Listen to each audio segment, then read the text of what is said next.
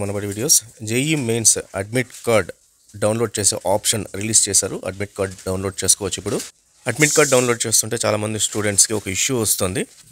Invalid application number or password. If you input details are correct then your admit card has not been generated as your exam schedule is yet to be finalised by ATA. Admit card to be released in due course.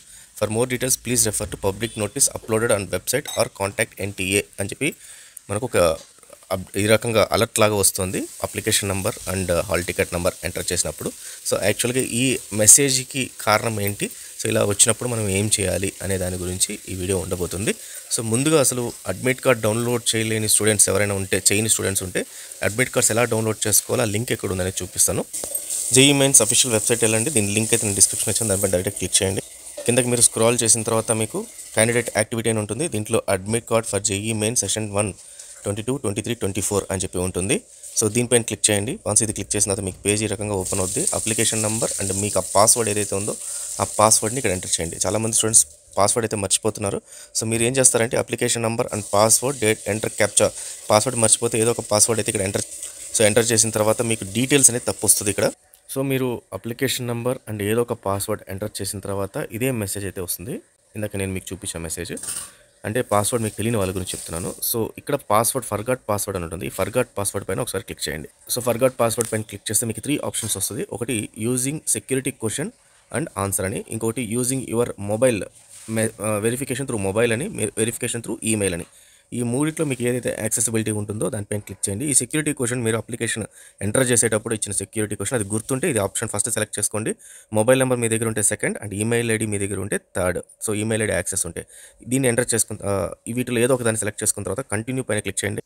In case security question related మీరు select చేసుకుంటే screen ఈ రకంగా వస్తుంది. దీంట్లో మళ్ళీ మీ application number enter చేసి ఇక్కడ security questions ఏవైతే ఉన్నాయో ఆప్షన్ సెలెక్ట్ చేసుకోవాలి. ఇక్కడ సెక్యూరిటీ ఆన్సర్ అని ఒకటి ఇవ్వాలి అండ్ క్యాప్చా ఇక్కడ ఏదైతే నెంబర్ వస్తుందో ఈ నెంబర్ని ఇవ్వాలి. ఈ నెంబర్ ఒక్కొక్కరికి ఇంకో డిఫరెంట్గా వస్తుంది. నెంబర్ ఇచ్చి సబ్మిట్ కొట్టాలి.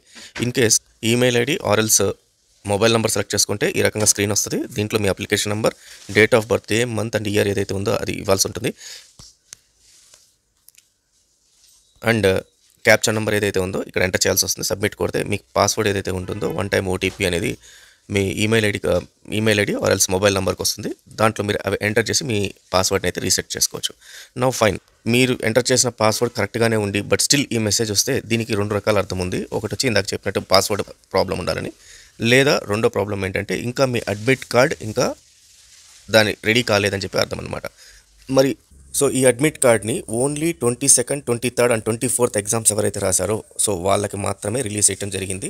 So date of release of admit card 18th రోజు రిలీజ్ చేశారు. And 28th, 29th and 30th ఏ రోజు అయితే ఎగ్జామ్ ఉందో వాళ్ళకి ఇప్పటిదాకా ఇంకా వాళ్ళకి అడ్మిట్ కార్డ్ రిలీజ్ చేయలేదు. Admit card will be released soon అన్నారు.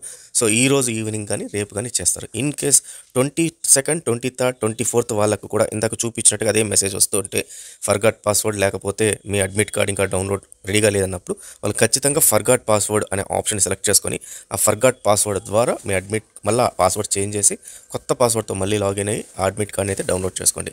ఎందుకంటే ఇది పాస్వర్డ్లో ఏదో ఒక ఇష్యూ ఉంటుంది. మీరు టైప్ ఏవో మిస్టేక్ కానీ లేకపోతే మీరు సెట్ చేసేటప్పుడు పాస్వర్డ్ కానీ ఇష్యూ ఉంటుంది. కాబట్టి వాళ్ళందరికీ ఈ ఇష్యూ అయితే వస్తుంది. సో ఖచ్చితంగా ఈ ప్రాసెస్ అయితే ట్రై చేయండి. So all the best friends, thank you very much.